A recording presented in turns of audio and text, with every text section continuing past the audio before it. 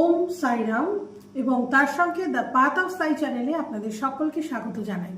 শ্রী সাই বাবার আজকের এই এপিসোডে আপনাদের সঙ্গে শ্রী সাই বাবার এক অদ্ভুত চিকিৎসা পদ্ধতির আলোচনা করব।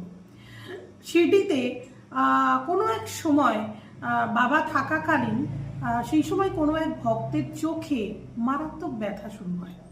সেই সময় ব্যথা এবং তার সঙ্গে চোখ ফোলা, চোখ দিয়ে জল পড়া ইত্যাদি নানা রকম চোখের সমস্যা হচ্ছিল মানুষটির।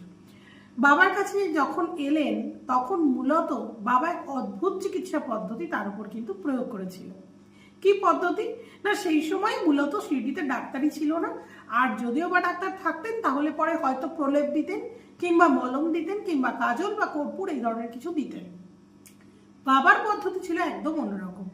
বাবা করলেন কি, ভেলার বিচি সেটাকে পিষে দুটো গোল্লা বানালেন এবং দুটো চোখে চেপে ধরলেন, তার উপরে কাপড়ের পট্টি বেঁধে দিলেন। পরের দিন সকালবেলা ওই পট্টি খুলে উনি জল দিলেন। জলের ছিটে দেওয়া মাত্রই যখন নাকি ভক্ত চোখ খুলে দেখলেন তখন অদ্ভুতভাবে চোখে কিন্তু ফোলাটাও কমে গিয়েছিল ওই একদিনে অনেকটাই, এবং আস্তে আস্তে আস্তে আস্তে সেই ব্যথা যন্ত্রণাও, চোখ ফোলার লাল ভাব পুরোটা কমে যায় সেই ভক্তের।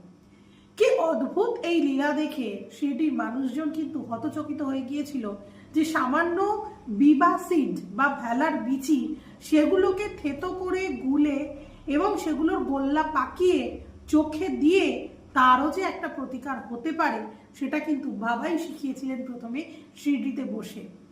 এছাড়াও বাবার উদির গুণগান না করলেই নয়। উদি এমন একটা জিনিস বা বাবার ধূনিবর্ষ এমন একটা জিনিস যেটা কিন্তু ক্যান্সার রোগ থেকে শুরু করে বিরল রোগের সমস্ত কিছু সমাধান কিন্তু করে এই উদি।